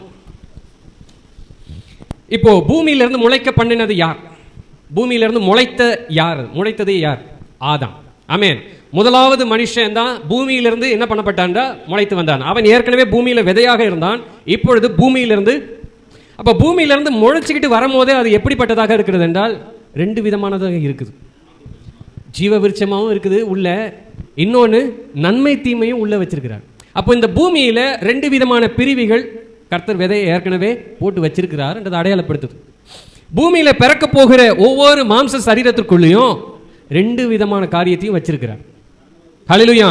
தேவனுடைய பிள்ளைகள் மாத்திரம்தான் ஜீவ விருட்சத்தையும் நன்மை தீமை அறியக்கூடிய 2த்தையுமே சேர்ந்து முளைச்சி வரும்படியாக செய்கிறார். ஹல்லேலூயா. இன்னும் கொஞ்ச நேரத்தில் பார்ப்போம் அவங்கெல்லாம் எப்படின்னு சொல்லி. எதிராளிகளை சொல்றேன், பிசாசை சொல்றேன், உடனே பக்கத்தில் வீட்டில் ஒன்று நினைச்சிடாதீங்க. அப்போ பூமியிலிருந்து கொண்டு வரும் பொழுது 2 விதமான விருட்சங்களும் அவனுக்குள்ளாக இருக்குது. ஜீவ விருட்சம், நன்மை தீமை. இப்படிப்பட்டவனை தான் கர்த்தர் என்ன பண்ணுகிறார், கர்த்தருடைய தோட்டத்தில் மற்ற பிள்ளைகள்லாம் உலாவுகிற இடத்துல அவனை கொண்டு வந்து வைக்கிறார். இப்பொழுது அவனை பார்க்கும் பொழுது இப்ப எப்படிப்பட்டவன், ஒரு பலவீனமான உள்ளவன், எப்ப வேணாலும் விழுந்து போறதுக்கு வாய்ப்புகள் இருக்கு. ஹல்லேலூயா. ஏன்? உள்ள நன்மை தீமை விருட்சமும் கூட உள்ளவே வைத்திருக்கிறார். இப்ப தோட்டத்துக்குள்ளாக நன்மை தீமையை விருட்சத்தை வர விட்டது யாரு? எல்லாம் கேட்கலாம், ஏன் பிரதர் அது ஒரு அறிவாளி, ஒரு அரசியல் அறிவாளி கேட்டுச்சு, அவரே வைப்பாராம், அவரே இதுதான் வைப்பாராம். டேய், நீனே ஒரு சாதாரண ஆளா இருந்துக்கிட்டு நீ இப்படி இருக்கணும் அப்படி இருக்கணும்னு உன் வாழ்க்கைக்கு ஒரு திட்டத்தை போடும் போது வானத்தையும் பூமியும் உண்டாக்கினதுன்னா சும்மா வெட்டியாவா வச்சாரு? ஹல்லேலூயா.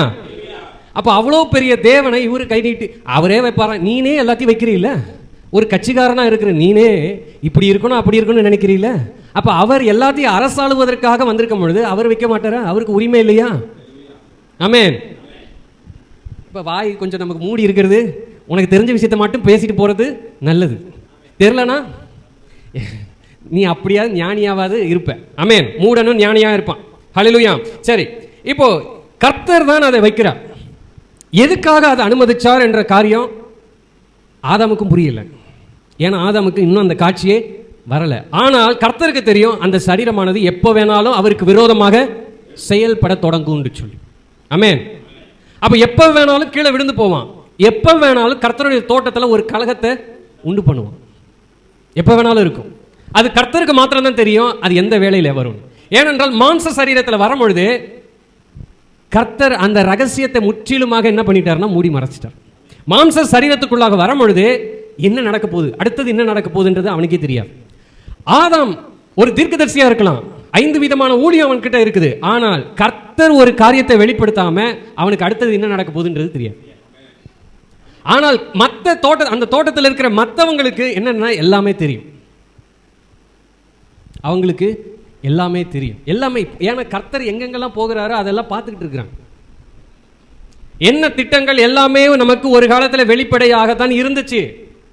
அவர் இந்த மாம்ச சரீரத்தில் வந்த பின்பு, அவர் முத்திரிக்க பட்ட பின்பு நமக்கு என்ன நடக்க போகுது, அடுத்தது என்ன நடந்துச்சு, ஏற்கனவே என்ன நடந்துச்சுன்றது எல்லா காரியமே எல்லாம் போச்சு, நம்ம கோமாக்குள்ள போயாச்சு. ஹல்லேலூயா. அப்படிப்பட்ட ஒரு நிலையில தான் ஆதாம் இப்பொழுது இருக்கிறார். அடுத்தது என்ன நடக்கும் தெரியுமா? தெரியாது. ஆமென். ஒரு நாள் வரும், ஒரு நாள் போகும், ஒரு இரவு பகல் வரும், ஒரு இரவு போகும், இப்படியாக தான் அவன் காலங்கள் போயிட்டு இருக்கு. ஆனால் ஜீவ ஆத்மா உடையவனா இருக்கிறான். அவன் இடத்துல நன்மை தீமையானது இன்னும் கிரியை செய்ய ஆரம்பிக்கல. ஹல்லேலூயா.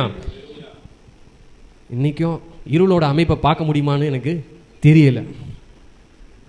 பவுல் அப்போஸ்தலன் ரோமர் நிருபத்தில் 7வது அதிகாரத்தில் 15 24 வசனத்தை வரைக்கும் வாசிக்கும் பொழுது நம்ம அதில் பார்க்கிறோம் 2 விதமான குணத்தை உடையதாக பார்க்கிறோம். நன்மை செய்வதற்கு எனக்கு விருப்பம் இருக்குது, ஆனா நன்மை செய்ய வைப்பதற்கும் எனக்கு என்னிடத்துல இல்ல.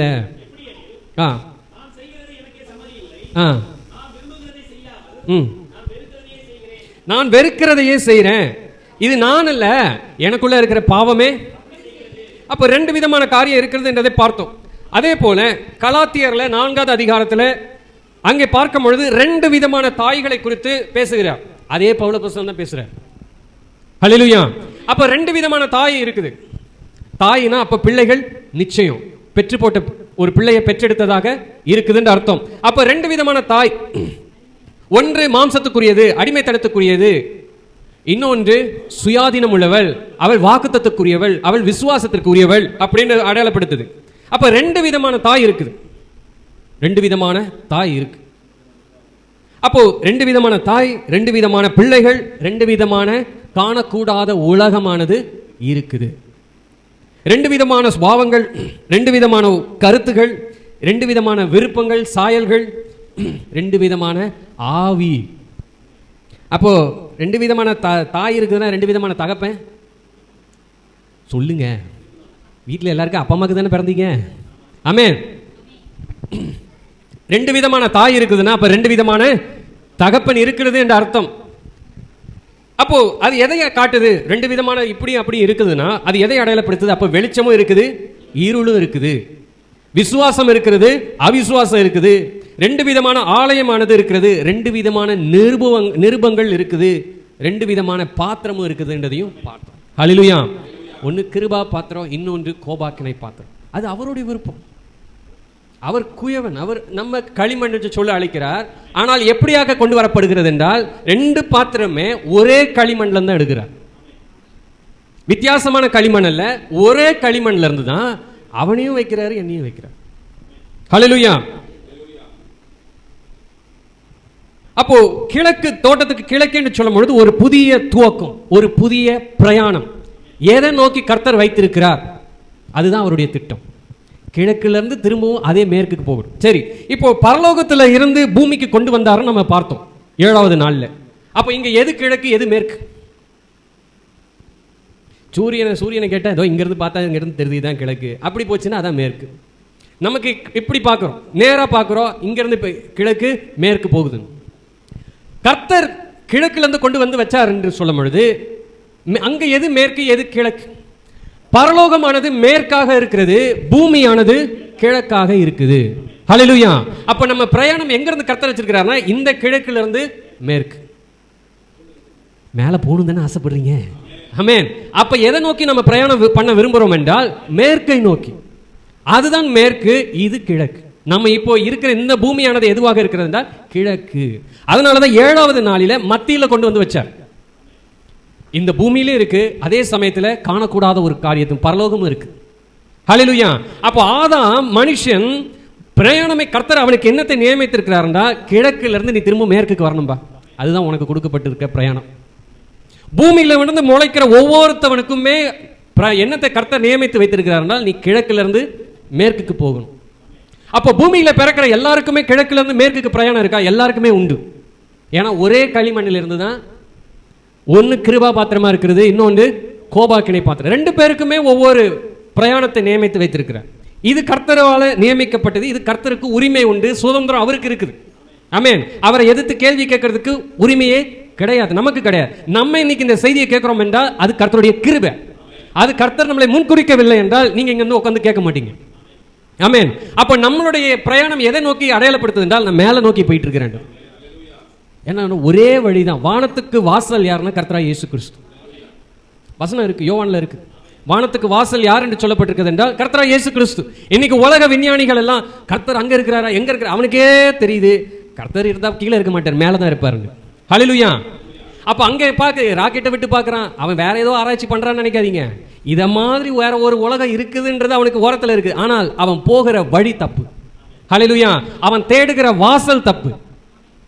கர்த்தர் எளிதா வைத்திருக்கிற வாசலை அவன் கஷ்டப்பட்டு அதனால எவ்வளவு உலுக்கி எடுக்க முடியுமா எடுத்து அதை அடையணும் பார்க்கிறான். ஆமென். அப்போ இந்த பிரயாணமானதை கர்த்தர் எதுக்காக கிழக்கு வைத்திருக்கிறார்னால் அது ஒரு புதிய ஆரம்பம், ஒரு புதிய துவக்கம். ஒரு குழந்தை எங்க பிறக்குதுன்னா பூமியில தான் பிறக்க முடிய வைத்திருக்கிறார். நமக்கு அங்க வந்து பெத்து எடுத்தாருன்னு நான் சொன்னேன்னா சின்னதுல இருந்து உடனே குழந்தையா தாளாட்டி பாலை கொடுத்து வளர்த்து அப்புறம் பெரிய உருவமாக்குனார்னு நினைக்காதீங்க. அங்க எல்லாருக்குமே 20 வயசு தான், எல்லாருமே டீனேஜ் தான். ஹல்லேலூயா. அங்க சிருஷ்டிக்கும் பொழுது நீங்க வரும்பொழுது எப்படிப்பட்டதா இருந்தீங்கன்னா 18 வயசா தான் இருந்தீங்க. 18 வயசுன்னு சொல்லும் போது எல்லாருக்குள்ளேயும் ஒரு சிரிப்பு தான் வரும். ஹல்லேலூயா. ஏன்னா வாலிப பருவம் அப்படிதானே இருக்குன்னு விரும்புறீங்க. வயசாகி தொங்கி போய் அப்படி நமக்கு விருப்பமே? கர்த்தருக்கு விருப்பம் கிடையாது. ஹல்லேலூயா. அவர் சொல்லும் போதே கிழவன் தான் சொல்றாரு. அவருக்கு கிழவன் இப்படி முதிர் வயதா இருந்து கூனி கூனி நடக்கணும்ன்றதெல்லாம் விருப்பமே அங்க எப்பவுமே இளமை தான். ஹல்லேலூயா. அப்ப அந்த சிருஷ்டிப்பு என்று சொல்லும் பொழுது வேற, பூமியில கொண்டு வரும் பொழுது ஒரு விதை கொண்டு வருகிறார், அது குழந்தையாக கொண்டு வருகிறார், அதற்கு ஒரு பிரயாணத்தை நியமித்திருக்கிறார். ஹல்லேலூயா. இதெல்லாம் அவரால் உண்டானது. அப்போ பூமியில 2 பாத்திரத்துக்குமே ஒவ்வொரு பிரயாணத்தை கர்த்தர் வைத்திருக்கிறார். அப்ப இந்த பிரயாணத்தை இயக்குவது யார்? ஹல்லேலூயா. கர்த்தருக்கு சித்தமான அப்படி தொடர மாதிரி தொட்டுட்டு நம்ம என்னை புஷ் பண்ணாதீங்க, கொஞ்சம் சொல்லிட்டு தான் போவேன். ஹல்லேலூயா. இருளோட அமைப்பு இது என்னதென்று நமக்கு நிச்சயமாகவே தெரிஞ்சிருக்கணும். ஏனென்றால் 2 விதமான காரியத்தை இருக்குதுன்றதை நம்ம அறிஞ்சிருக்கிறோம். ஒன்று கிருபா பாத்திரம், ஒன்று கோபாக்கினை பாத்திரம். ஒன்று வெளிச்சம், இன்னொன்று இருள். வெளிச்சத்தை பற்றி எங்களுக்கு நல்லா தெரியுங்க, ஓரளவுக்கு தெரிஞ்சு போச்சு. அதோட அமைப்பு என்ன, அவர் எப்படி ஆத்மாவை கொண்டு வந்தார், எப்படி ஆவிக்குரிய சரீரம் ஒன்று நமக்குன்னு அங்கே ஒன்று இருக்குது, இந்த பூமியில் கொண்டு வந்ததுக்கு ஒரு பிரயாணத்தை வைத்திருக்கிறார், எல்லாமே புரிஞ்சுருக்கு. ஓரளவுக்கு புரிஞ்சிருக்குன்னு கர்த்தருக்குள்ள நான் விசுவாசிக்கிறேன். ஹல்லேலூயா. அப்போ இன்னொரு காரியம் எதிர்மறையானதை நம்ம பார்க்க வேண்டியது, அறிய வேண்டியது அவசியம். ஏன்னா நம்ம வாழக்கூடிய இந்த பூமி எதிர்மறையானது. நம்மலாம் இன்னைக்கு இருளில் PhD படிச்சிருக்கிறோம். ஆமென். படிச்சிருக்கிறோம்ல. இருளில் நம்ம தான் அடி நீச்சல் அடித்து இந்த இருளில் என்னென்னலாம் தெரியணுமோ எல்லாத்தையும் அடித்து கற்று வச்சிருக்கிறோம். ஹல்லேலூயா. அப்போ இந்த இருளை பற்றி அறிய வேண்டியது அவசியம். இல்லை என்றால் நீங்கள் எதோட யுத்தம் பண்ணுறீங்கன்னு உங்களுக்கே தெரியாது. இஸ்ரேல் ஒரு சின்ன நாடு, ஒரு சின்ன தேசம், தமிழ்நாடுலேயும் பாதி தான். அப்படிப்பட்ட ஒரு தேசம் பூமியானது மற்ற ஜனங்கள், மற்ற கோத்தத்தார்கள், மற்ற இனங்களானது அதை அழிக்கவே இத்தனோடு தான் இருக்குது. அப்படிப்பட்ட தேசம் கர்த்தருடைய கரத்தில் இருக்கிறதுனால ஒரு அதை என்ன பண்ண முடியாது. இதுதான் உண்மை, சத்தியமானது. ஆனால் அவங்க பாருங்க, ஒரு யுத்தத்திற்கு போகணும் என்று சொன்னால் அவனுக்கு கர்த்தர் கொடுத்த ஞானம் அப்படி ஒரு விசேஷமானது. அவங்கள போல உளவாளிகள் பூமியில் ஒருத்தராகிலும் கிடையாது. அது யாருன்னா அவங்க ஒன்றும் பெரிய விசேஷமானவங்க என்று சொல்றது கிடையாது. கர்த்தர் கொடுத்த ஞானம் அது. ஹல்லேலூயா. அவங்கள மாதிரி ஒரு உளவாளி நீங்கள் பூமியில் எந்த மூலையில் போய் இருந்தாலும் உங்களை கண்டுபிடிச்சிருவான், உங்களை ஈஸியாக தூக்கிடுவான். ஆமென். அப்போ அப்படிப்பட்ட ஒரு தேசமானது கர்த்தருடைய கரத்தில் இருக்குதுன்றது தான் இன்னைக்கு இந்த பூமியானது விசுவாசிக்கல. அதனால தான் எதுக்கு எடுத்தாலும் அவனுக்கு விரோதமாக போகுது. அதை பார்க்கும் பொழுது நம்மளை பார்க்கணும். ஆமென்.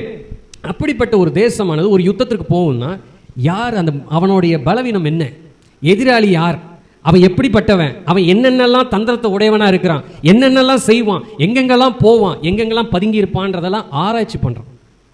ஈரான் அவனை விட பல மடங்கு பெருசு. ஆமென். ஆனால் அவ்வளோ பெரிய, அவ்வளோ காரிய அணு ஆயுதங்கள் இல்லை, ஆயுதங்கள் எல்லாம் அதிகமாக வச்சிருக்கிறான். ஆனால் அவனால் ஒரு துளி கூட என்ன பண்ண முடியல, அவனை ஜெயிக்க முடியல. பொய் சொல்லி ஜெயிக்கலாம், ஜெயித்த மாதிரி நீங்களும் உங்களை நம்ப வைப்பான். ஆனால் உண்மை என்ன, நம்ம அவன் சொல்கிற வார்த்தையோ இஸ்ரேல் சொல்கிற வார்த்தையோ நம்பல, கர்த்தர் சொல்கிற வார்த்தையை நம்ம பார்க்குறோம். உன்னை தொடுகிறவன் கண்மணியை தொடுகிறவன், உன்னை சபிக்கிறவன் நான் சபிப்பேன், உன்னை ஆசீர்வதிக்கிறவனை. இதுதான் கர்த்தர் யாக்கோபோட கூட இருக்கும் பொழுது ஏசா என்ன செய்ய முடியும், ஒன்றும் பண்ண முடியாது. ஹல்லேலூயா. அப்போ அவன் எதிராளிகள் என்னதென்று அறியணும் என்றதை எப்படி செயல்படுவான், என்னென்னலாம் செய்வான்றதை நல்லா தெரிஞ்சு வைக்கிறான். அப்போ தான் ஒரே நேரத்தில் ஒரே நாளில் போயிட்டு என்ன பண்ணுறான், காரியத்தை எளிதாக முடிச்சுட்டு வரான். இல்லைன்னா அவனால் முடியாது. அதே போல தான் இன்னைக்கு நம்ம வாழ்க்கையில் எதோடப்பா யுத்தம் பண்ணுறான் தெரியாதுங்கண்ணா. பிசாசுன்னு சும்மா பிசாஸ் எதுக்கு எடுத்தாலும் அது பிசாசு. உனக்கு குடும்பத்தில் எதாவது நல்ல அது பிசாஸ், என் பிள்ளை இப்படி இருக்கு அது பிசாஸ். இவங்க நல்லவங்க, இவங்க பரிசுத்தமானவங்க, பெத்து போட்ட பிள்ளைய பிசாஸ். ஹல்லேலூயா. அவன் ஏன்டா இப்படி செய்கிறான், பிசாசுங்க, நான் ஜெபம் பண்ணுறேன் ஆனாலும் அவன் இப்படி செய்கிறான் பாருங்க. எதுக்கு எடுத்தாலும் சொல்லு, ஏன் இன்னும் போடு, அவனும் சந்தோஷமாக இருப்பான். யுத்தம் யாரோட பண்ணுறோன்னு தெரியாதனால தான் நீங்களும் இருந்த மாதிரி இருக்கிறீங்க.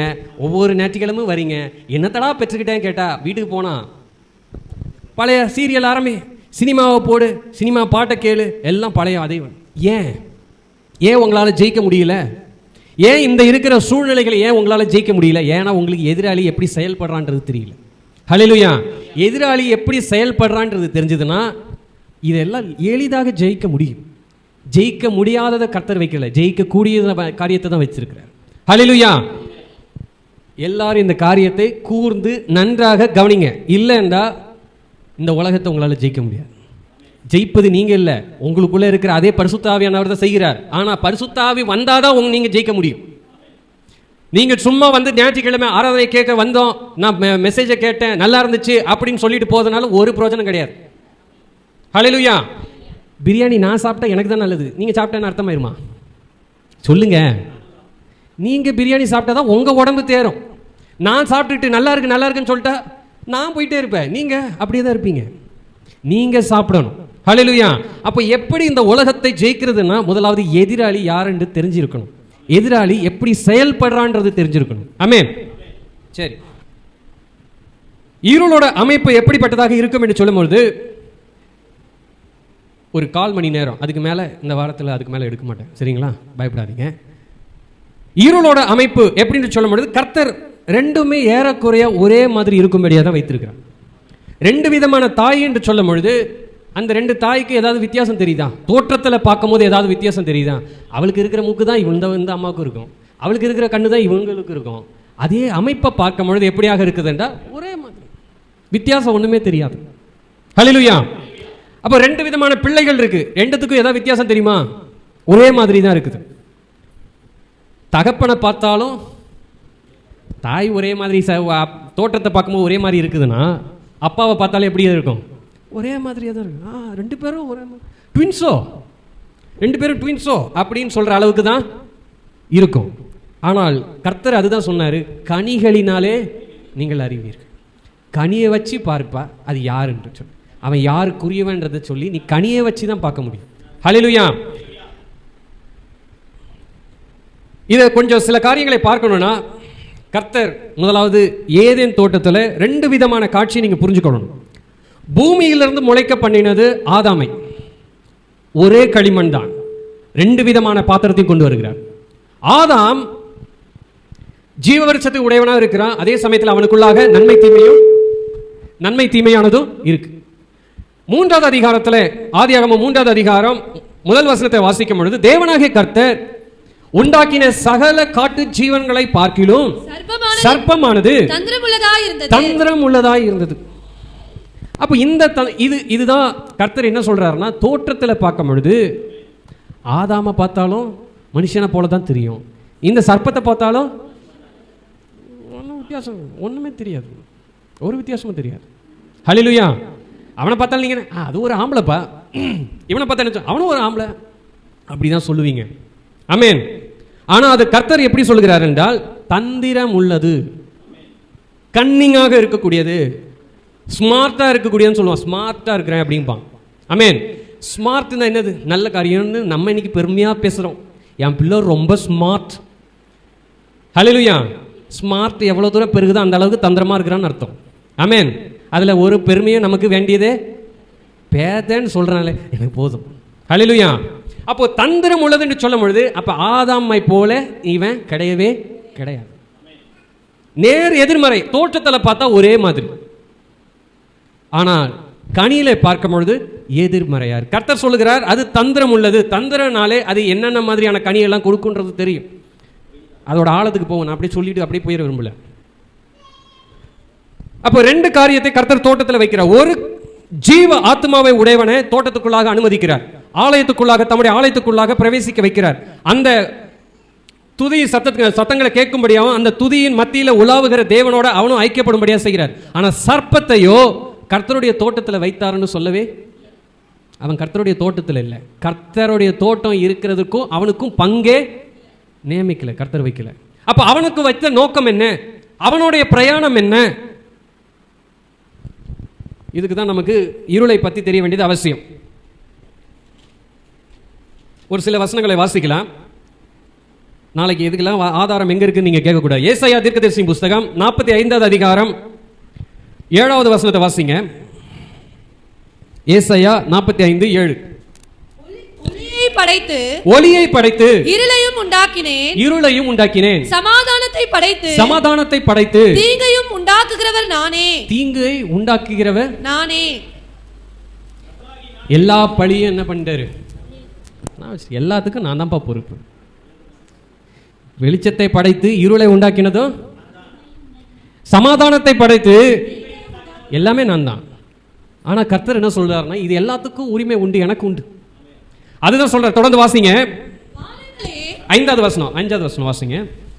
நானே கர்த்தர், வேற ஒருவர் இல்லை, என்னை தவிர வேற தேவனே கிடையாதுப்பா. அப்ப கர்த்தர் என்ன சொல்றாரு? வெளிச்சம் என்பதுதான் தேவன் என்று சொல்லுகிறார். ஆனால் அவருக்கு சமமாக இருக்கும்படியாகவும் அதை பேசுகிறார். இருள் எப்படி வைக்கிறார் என்றால், தமக்கு சமமாக எதிரியாக வைக்கிறார். இங்க ஒரு மனுஷ உருவத்தில் எதையுமே கர்த்தர் பேசவே இல்லை. வெளிச்சம் என்று சொல்லும் பொழுது இருள், நேர்மறை என்று சொல்லும் பொழுது எதிர்மறை. ஆமென். இன்னும் சில வசனங்களை கொஞ்சம் வாசிப்போம். ஏசாயா 45:21 வாசிங்க. நீங்கள் தெரிவிக்கும்படி சேர்ந்து ஏகமாய் யோசனை பண்ணுங்கள், இதை பூர்வ காலம் முதற்கொண்டு விளங்க பண்ணி அந்நாள் துவக்கி இதை அறிவித்தவர் யார்? கர்த்தராகிய நான் அல்லவோ? நீதிபரரும் ரட்சகருமாகிய என்னை அல்லாமல் வேற தேவன் இல்லை, என்னை தவிர வேற ஒருவரும் இல்லப்பா. 44வது அதிகாரம் ஏசாயா 44:6 வாசிங்க. நான் முந்தினவரும் நான் பிந்தினவரும் தானே, என்னை தவிர தேவன் இல்லை என்று இஸ்ரவேலின் ராஜாவாகிய கர்த்தரும் சேனைகளின் கர்த்தராகிய அவருடைய மீட்பரும் சொல்லுகிறார். பூர்வ காலத்து ஜனங்களை நான் சாபித்தது முதற்கொண்டு என்னை போல எதையாகிலும் வரவழைத்து இன்னதென்று முன்னறிவித்து எனக்கு முன்னே வரிசையாக நிறுத்தத்தக்கவன் யார்? நிகழ்காரியங்களையும் வரும் காரியங்களையும் தங்களுக்கு அவர்கள் அறிவிக்கட்டும்.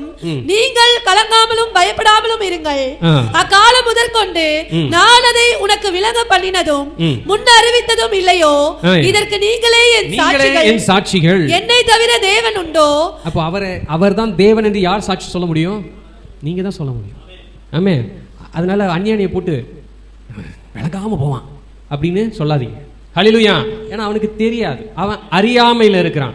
தேவன் இவர்தான் தேவன் என்று யார் சாட்சி சொல்ல முடியும்னா, அதனால நம்ம சாட்சி சொல்றதுக்கு வெக்கப்படுறதுக்கு எதற்கு முன்பாக சாட்சி சொல்ல வைக்கிறார்னா, எதிர்மறை கிட்ட இருளுக்கு முன்னாடி போயிட்டு நீ என்ன அறிக்கை செய்யணும்னா, இவர் ஒருவரே தேவன், இவரை தவிர வேற ஒரு தேவனும் இல்லை என்று நீங்க சொல்லணும்ன்ற. ஹல்லேலூயா. அஞ்ஞானி சொல்லுவான்னு எதிர்பார்க்காதீங்க, அவனை போட்டு கரிச்சு கொட்டாதீங்க. அவன் சொல்ல மாட்டான், சொல்லாதனால நமக்கு அவன் மேல கோபமும், ஏன்னா அவன் இருள்ல இருக்கிறான். ஹல்லேலூயா. அப்ப இருளானது அப்ப என்ன நினைக்க வருது என்று கர்த்தர் சொல்லுகிறார். ஏன் அடிக்கடி திரும்ப திரும்ப சொல்றார், நான் தான் தேவன், நான் தான் தவிர, என்னை தவிர வேற தேவன்? ஏன் இந்த 44 45 அதுக்கப்புறம் பாத்தீங்கன்னா 43வது அதிகாரத்தில் 46வது அதிகாரத்தில் கர்த்தர் இதே தான் திரும்ப திரும்ப சொல்லுவார். நான் தான் தேவன், நான் தான் கர்த்தர், என்னை தவிர வேற யாரும் இல்லை, உன்னை ரட்சிக்கிறதுக்கு வேற யாருமே. ஏன் அப்ப யாரோட அவர் போட்டி போடுறார்? அப்போ இருளுக்கு முன்னாடி தான் போய் அறிக்கை செய்யவும் சொல்றாரு. யாருன்னா தம்முடைய பிள்ளைகளை, டேய் போய் சொல்ற, நான் மட்டும் தான்டா தேவன், அவன் தேவன் தேவன் அவனே சொல்லிக்கிட்டு இருக்கிறான், அவன்கிட்ட போய் சொல்லு. அது தேவனே. இங்கதான் இருளுக்கும் வெளிச்சத்துக்கும் யுத்தம். ஆமென். நம்ம இவர்தான் தேவன் என்று சொல்லும் பொழுது அவனால் அதை தாங்கிக் கொள்ள முடியல. அப்ப இருளானது என்ன நினைக்கிறது என்றால், நானும் தேவன், நானும். அப்ப அவருக்கு என்னென்னலாம் மரியாதை கொடுக்குறியோ அதெல்லாம் எனக்கு கூடுறான்னு சொல்றான். அவரை நீ என்னென்ன விதத்துலலாம் நீ நினைக்கிறியோ அதே நினைப்பை எனக்கு கொடுங்கிறான். ஆமென். அதுதான் கர்த்தர் என்ன சொல்லுகிறார், நான் பொறாமை கொள்கிற தேவன். எதில? நான் என் மகிமையை வேற யாருக்கும், நான் மட்டும்தான் தேவன், நீ எனக்கு மாத்திரம் தான் கொடுக்க முடியும். ஏன்னா வேற யாரும் இருந்தா சொல்ல, நீனே சொல்ல, யாரு எனக்கு சமமா இருக்கிறான்னு ஒருத்தரையாவது கொண்டு வான்னு சொல்லி கர்த்தர் கேட்கிறார். மரணத்தை ஜெயிக்கிறவர் மாத்திரம் தான் தேவன். அப்படி ஒரு தேவன் இந்த பூமியில் இருக்கிற யாராவது கொண்டு வருவாங்கன்னா சொல்லு, நான் இன்னைக்கு நான் விழுறேன். மரணத்தை ஜெயித்தால் மாத்திரம்தான் தேவன். இருளை விழுங்கக்கூடியவர் மாத்திரம்தான் தேவன், மற்றது தேவனே கிடையாது. ஏன் உன்னை அறியாம நான் போய் சூரியனை வணங்குறேன்? ஏன் உன்னை அறியாமலே இருளுக்குள்ள போகணும்னா பயம் வருது? அப்ப எதை நீ அறிகிற? சூரியன் இருக்குது, அதுதான் அது. ஏன்னா வெளிச்சம் பிரகாசிக்குது, அப்ப வெளிச்சம் தான் தேவன் நீ ஒரு விதத்தில் ஒத்துக்கொள்ற. ஆனா அந்த வெளிச்சம் எந்த விதத்தில் இருக்குதுன்றதுதான் கர்த்தர் வைத்திருக்கிற குருட்டுத்தனமே வேற வழி. ஹல்லேலூயா. அப்போ அவனும் தேவன் என்று நினைக்கிறான். அப்படியாக தான் கர்த்தர் அவனை வைத்தான். சில வசனங்களை வாசிக்கலாம். எசேக்கியேல் தீர்க்கதரிசி புஸ்தகம், எசேக்கியேல் 28:12 வாசிங்க. மனுபுத்திரனே, நீ தீரு ராஜாவை குறித்து புலம்பி அவனை நோக்கி கர்த்தராகிய ஆண்டவர் உரைக்கிறது என்னவென்றால், நீ விசித்திரமாய் செய்யப்பட்ட முத்திரை மோதிரம், நீ ஞானத்தால் நிறைந்தவன், பூரண அழகுள்ளவன், நீ தேவனுடைய தோட்டமாகிய ஏதேனில் இருந்தவன், பத்மராகம், புஷ்பராகம், வைரம், படிக பச்சை, கோமேதகம், யஸ்பி, இந்திரநீலம், மரகதம், மாணிக்கம் முதலான சகலவித ரத்தினங்களும் பொன்னும் உன்னை மூடிக்கொண்டிருக்கிறது. இவ்வளவு ஒரு விலை உயர்ந்த கற்களாக நீ என்ன பண்ணப்பட்டிருக்கிற? மூடப்பட்டிருக்கிற. நீ சிருஷ்டிக்கப்பட்ட நாளில் உன் மேல வாத்தியங்களும் உன் நாகசுரங்களும் உன்னிடத்தில் ஆயத்தப்பட்டிருந்தது. இதெல்லாம் எங்க இருந்துச்சு? எல்லாரும் இங்க அநேகர் இல்லை. விசேஷமா புருஷர்கள் மெசேஜை விட்டு எழும்பி போகாதீங்க. ஹல்லேலூயா. இதை தயவு செய்து அறிஞ்சு கொள்ளுங்க. உங்களுக்கு எவ்வளோ பெரிய வேலையாக இருந்தாலும் சரி, யாராவது வேணாலும் இருந்தாலும் சரி, புருஷர்கள் என்ன பண்ணிடணும்? சபையில் 10 பேர் வேணாம், இருந்தவங்களாவது என்ன பண்ணணும்? இருக்கணும். ஹல்லேலூயா. கர்த்தர், நான் எதுவும் செய்ய மாட்டேன், கர்த்தர் வார்த்தையை வச்சு என்ன பண்ணுவார்? அடி கொடுத்தாதான் திருந்துவாங்கன்னா நான் என்னங்க செய்ய முடியும்? கோபப்படுறீங்களா? என் மேலே கோபப்படாதீங்க. கர்த்தருடைய வார்த்தை அவ்விதமாக சொல்லுது. புருஷர்கள் நிச்சயமாக மெசேஜை கேட்கணும்.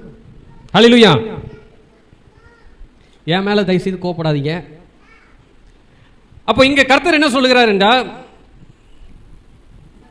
நீ சிருஷ்டிக்கப்பட்ட நாளில் உன் மேள வாத்தியங்களும் உன் நாகசுரங்களும் உன்னிடத்தில் ஆயத்தப்படும். என்ன இன்னொரு விதத்தில் சொல்லணும்னா மியூசிக், அவனுக்குன்னு மியூசிக்னு சொல்லும் பொழுது அது என்னவாக இருக்கிறது என்றால், அங்கேயும் ஒரு ஃபெலோஷிப், அவனுக்குன்னு ஒரு ஐக்கியம், அங்கேயும் ஒரு துதி சத்தம் கேட்குது, அங்கேயும் ஒரு கர்த்தர் அப்படியாக தான் வச்சிருக்கிறார். நம்ம கர்த்தருடைய தோட்டத்தில் என்னவா கேட்டோம்?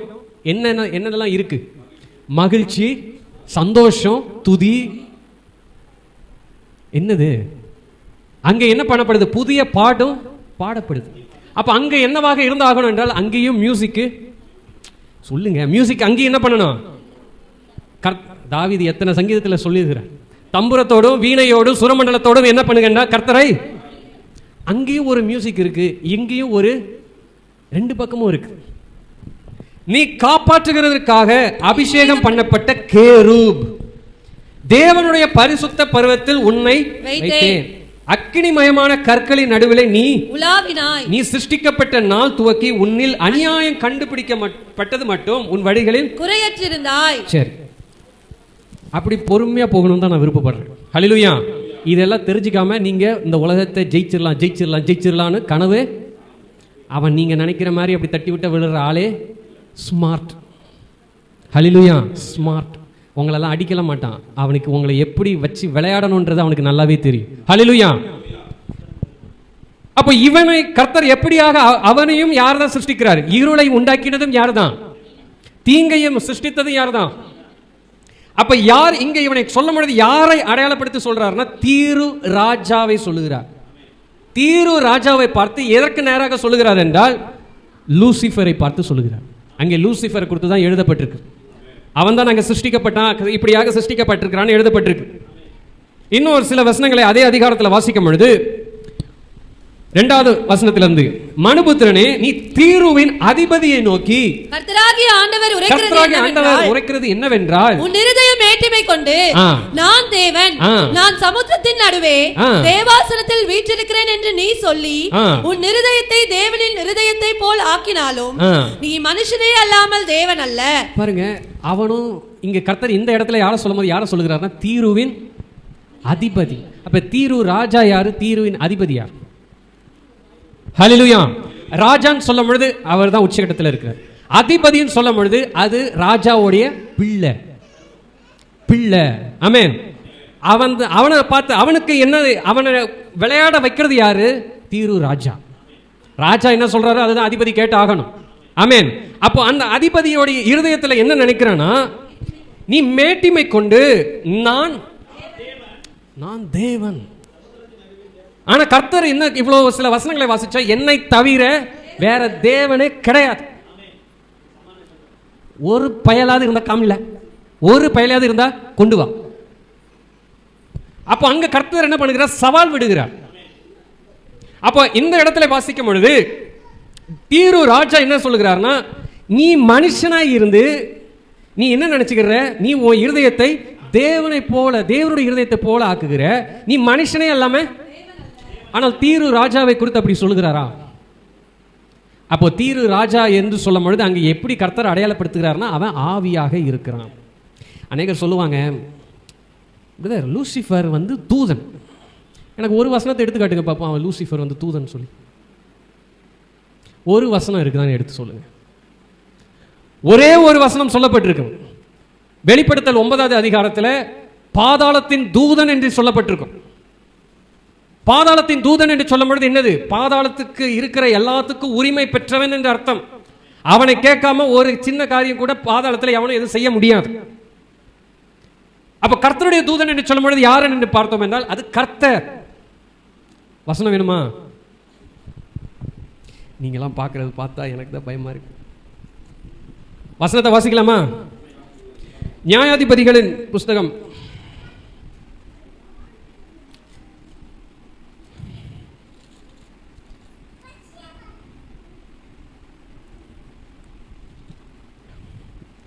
7வது அதிகாரம் இரண்டாவது வசனத்தை வாசிக்கும் பொழுது அப்பொழுது கர்த்தர் கிதியோனை நோக்கி, நான் மீதியானியரை உன்னோடு இருக்கிற ஜனத்தின் கையில் ஒப்பு கொடுக்கிறதற்கு அவர்கள் மிகுதியாய் இருக்கிறார்கள். என் கை என்னை ரட்சித்தது என்று இஸ்ரவேல் எனக்கு விரோதமாக வீம்பு பேசுகிறதற்கு இடமாகும். ஆகையால் பயமும் திகிலும் உள்ளவன் எவனோ. இல்ல, 6வது அதிகாரம், சாரி,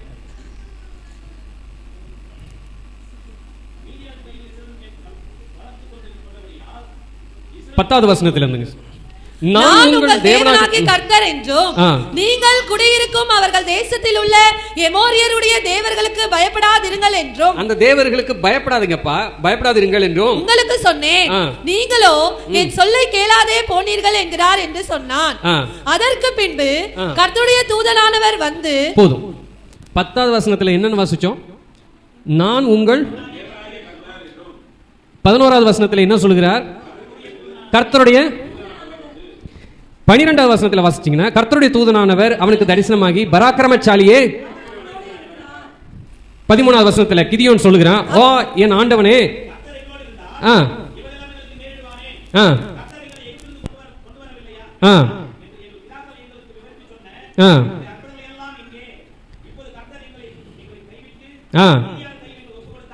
அப்பொழுது கர்த்தர். ஒரு நிமிஷம். 12வது வசனத்துல அங்க என்னமாக வாசிச்சோம்னா, கர்த்தருடைய தூதனானவர். 14வது வசனத்துல என்ன வாசிக்கிறோம்? என்ன மாறி போச்சு? கர்த்தருடைய தூதனானவர் தான் அங்க பேசுறார். ஆனால் இப்பொழுது என்ன சொல்றாரு? அப்ப பேசுறது யாரு? கர்த்தருடைய தூதனானவர் என்று சொல்லும் பொழுது யாரு? கர்த்தர். அப்ப பாதாளத்தின் தூதன் என்று சொல்லும் பொழுது அது யாரு? லூசிஃபர். ஹல்லேலூயா. அப்போ தூதன், நீங்க நினைக்கிற மாதிரி அவன் தூதனா இருந்தான், அப்புறம் கீழே விழுந்துட்டான், அவனோட சேர்த்து இருந்த மற்ற தூதர்கள் என்ன பண்ணிட்டாங்கன்னா கீழே விழுந்து. ஒரு வசனத்தை எடுத்து காட்டுங்களா பார்ப்போம். யார் நம்மளுக்கு இப்படி போதிச்சது? இப்படி நம்ம கெட்டது போதும் இல்லாமல் பிள்ளைகளையும் அதே கற்பனை கதை. பைபிள்லேருந்து எடுத்து காமிங்கன்னா அது சொல்லியிருக்குல்ல, எங்கே எடுத்து காமிங்க பார்ப்போம். எடுத்தா எதை சொல்லுவாங்கன்னா, யூதா புஸ்தகம் வெளிப்படுத்தலுக்கு முன்னாடி இருக்கு. அதுல நம்ம என்ன வாசிக்கிறோம் என்றால், 6வது வசனத்துல தங்களுடைய ஆதி மேன்மையை காத்துக்கொள்ளாமல் தங்களுக்குரிய வாசஸ்தலத்தை விட்டுவிட்ட தூதர்கள். அதுல அப்ப யார் அந்த தூதர்கள்? இதெல்லாம் ஒரு காலத்துல ஒரு 2-3 செய்தி தள்ளி நம்ம பார்ப்போம், தூதர்கள் யாருன்னு சொல்லி. ஆனா தூதன், அவன் ஒரு தூதன் என்று சொல்லி வசனத்துல பைபிள்ல எங்கேயாவது ஒரு வசனத்தை எடுத்து காட்டுங்க. ஒரு இடத்துலையும் கிடையாது. ஹல்லேலூயா. யுத்தம் பரலோகத்துல நடந்தது என்றதையும் எந்த ஒரு வசனத்தை எடுத்து காட்டுவீங்க? ஒரு வசனத்தை இப்போ வாசிச்சோம், அதை சொல்லுவாங்க. அதன் பின்பு 3ல் 1 பங்கு தூதர்கள் விழுந்துட்டாங்க, எங்க இருக்கு? அதுக்கு வசனத்தை காட்டுங்க. எதை அடிப்படையா கொண்டு இதெல்லாம் சொல்லப்படுது? அவன் தூதனா இருக்கிறானா? பாதாளத்தின் தூதன் சொல்லப்படுது. ஆனா அவன் ஒரு தூதன் என்று கற்பனையில ரக்கையை வச்சுக்கிட்டு அப்படியே பறந்துட்டு போயிட்டு கர்த்தருக்கு முன்னாடி போய் நின்னான்றதையும் அங்கிருந்து கீழே விழுந்துட்டான்றதையும் இதெல்லாம் நம்ம கார்ட்டூனை அதிகமா பார்த்துட்டோம்.